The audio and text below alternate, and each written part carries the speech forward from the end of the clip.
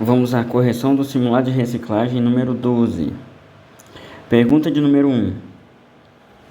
As vias abertas à circulação de acordo com a sua utilização classificam-se em letra C de casa, que é a resposta certa. Só tem dois tipos de via, né, pessoal? Via urbana e via rural, né? Pergunta de número 2.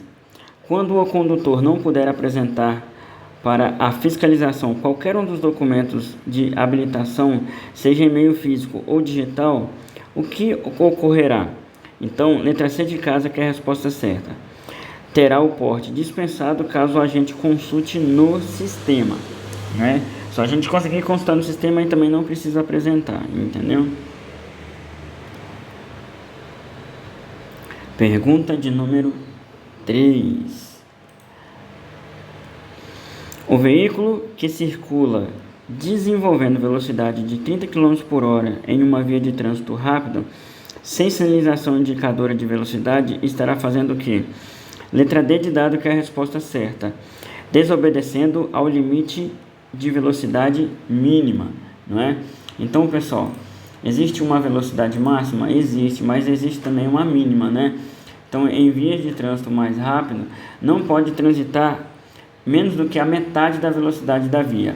Um exemplo, se a via é de 100 km por hora de velocidade máxima, não se pode transitar a menos de 50 km por hora. Você está entendendo? Porque, né, gera um risco para quem vem atrás, tá ok? É por isso que muitas dessas motinhas cinquentinhas que a gente fala, elas não podem transitar na via pública em vias de trânsito rápido, porque elas não conseguem atingir a velocidade mínima, né, para transitar ali. Pergunta de número 4. A placa mão dupla adiante adverte o quê? Então, letra D de dado, que é a resposta certa. Adverte ao condutor do veículo da existência adiante de alteração no sentido único da pista de rolamento para duplo sentido, né?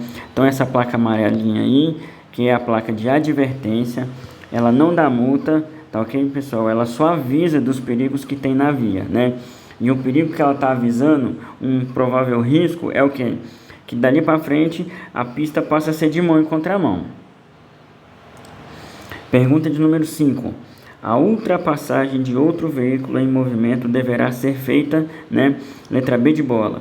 A ultrapassagem deve ser feita pela esquerda, retornando o condutor à sua mão de direção, né? Pergunta de número 6. Quanto ao formato, as lentes semafóricas destinadas ao controle dos movimentos veicular e de pedestres são respectivamente como, né? Então, letra B de bola, que é a resposta certa, né? Então, o formato das lentes do semáforo ali é o que? Ou circulares ou quadradas, tá ok? Pergunta de número 7. Constitui infração de trânsito a inobservância a qualquer preceito de que? D de dado.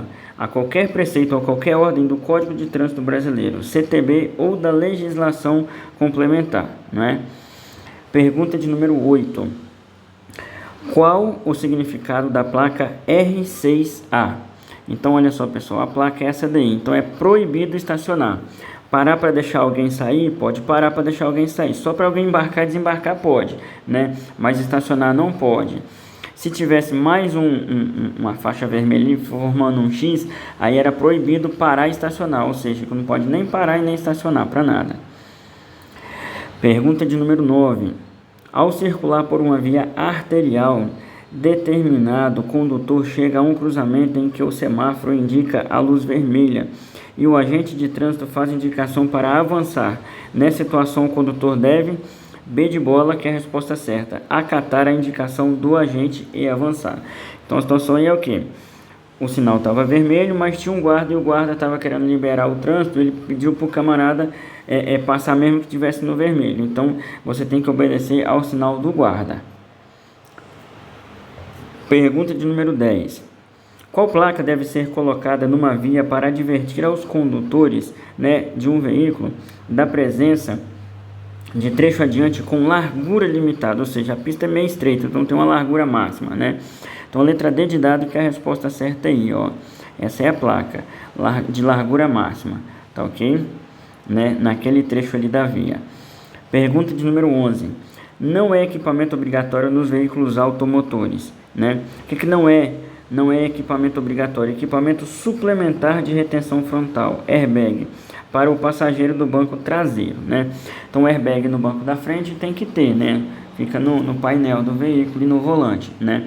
Agora, na traseira não precisa. Condutores para passageiros que vão na parte de trás não tem airbag. Pergunta de número 12. A marcação de áreas de estacionamento que indica ao condutor a proibição para estacionar é feita na cor dedidado, é feita na cor amarela. Pergunta de número 13. O motorista poderá ultrapassar pelo acostamento quando? Dedidado. Em nenhuma circunstância é permitido ultrapassar pelo acostamento. Então não pode ultrapassar pelo acostamento de maneira nenhuma, né? Pergunta de número 14. Em caso de neblina, recomenda-se ao condutor do veículo automotor, dentro dos princípios que norteiam a direção defensiva, o que? Acionar o que? Letra D de dado, as luzes baixas dos faróis, né? Pergunta de número 15.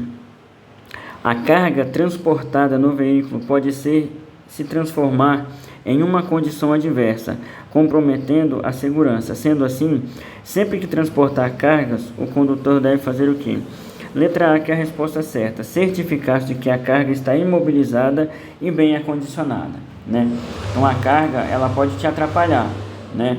Se você for um motorista de um veículo grande, né, ou até mesmo de um pequeno, né, se a carga estiver muito para o lado, então o veículo vai ficar pesado muito para um lado e corre risco de tombamento. Se a carga estiver muito na traseira do veículo, então a dianteira vai perder a aderência com a pista, você está entendendo? Né?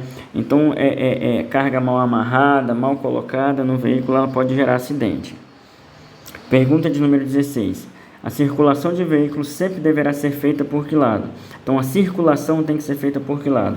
A gente anda pelo lado direito da via, né? Porque o lado esquerdo é a contramão, né? Pelo lado, letra B de bola, que é a resposta certa. Lado direito da via, a não ser que hajam exceções devidamente sinalizadas. Essas exceções são quando tem mais de uma faixa de trânsito no mesmo sentido, né? Pode ter 2, 3, 5, entendeu? No mesmo sentido. Pergunta de número 17. Nos casos de acidentes em que o condutor desrespeitou a sinalização, bem como não teve habilidade para evitá-lo, aconteceu o quê? B de bola, que é a resposta certa. Imprudência, porque ele desrespeitou a lei, né? E imperícia, porque ele não soube conduzir o veículo para sair daquela situação. Pergunta de número 18. Ao se aproximar de um cruzamento sem sinalização, o condutor percebe que há um veículo se aproximando na via transversal à sua direita. Sobre a ação do condutor neste cruzamento sem sinalização, marque a alternativa correta. Então, letra D de dado, que é a resposta certa aí. Imobilizar seu veículo e dar preferência de passagem ao outro veículo. Então, quando não tiver sinalização, vem um veículo da direita, num cruzamento você dá preferência ao da direita. Pergunta de número 19. Na distância de reação, o tempo gasto até a parada total do veículo depende de quê? Então, letra D, que é a resposta certa aí. Todas as alternativas estão corretas. Pergunta de número 20. Qual das medidas abaixo pode ser adotada pelos condutores para evitar ou diminuir ao máximo os pontos cegos do veículo? Então, letra D de dado, que é a resposta certa. Para diminuir o ponto cego é só regular bem os espelhos retrovisor. Pergunta de número 21. Um motociclista sofre um acidente ao tentar ultrapassar um caminhão. Enquanto espera a chegada do socorro, o motorista do caminhão deve fazer o quê? D de dado, não movimentar a vítima, né? Para não agravar nenhuma lesão na coluna. Pergunta de número 22. A retirada do capacete de um motociclista acidentado pode causar B de bola, lesão na coluna cervical e na cabeça. Pergunta de número 23. Em um acidente de trânsito ocasionado pela colisão de 2 carros, há 4 vítimas presas nas ferragens e inconscientes. Nesse caso, deve-se fazer o quê? D de dado, que era a resposta certa. Sinalizar o local e chamar o corpo de bombeiros, né? Imediatamente, porque o corpo de bombeiros é que vai fazer a retirada dessas pessoas de dentro desses veículos, né? Pergunta de número 24. Em um caso de atropelamento, o que o condutor do veículo pode fazer? C de casa, que é a resposta certa. Sinalizar o local do acidente, chamar o serviço de socorro e proteger a vítima de curiosos. Pergunta de número 25. Avisar ao outro condutor que está com a porta semiaberta ou com o pneu murcho é que tipo de atitude? É uma atitude de quê? Letra D. De cortesia e principalmente de solidariedade. Pergunta de número 26. O condutor, para manter boas relações no trânsito, deve fazer o quê? Letra A, que é a resposta certa. Respeitar todos os usuários da via. Pergunta de número 27. O condutor contribui para a segurança no trânsito quando ele faz o quê? Letra A, que é a resposta certa. Transita com velocidade compatível com a segurança e respeita as leis de trânsito. Pergunta de número 28. Você está transitando numa via com o sinal verde e de repente sai da frente de um ônibus um senhor para atravessar a rua. Então o que você faz? Letra D de dado, que é a resposta certa, né?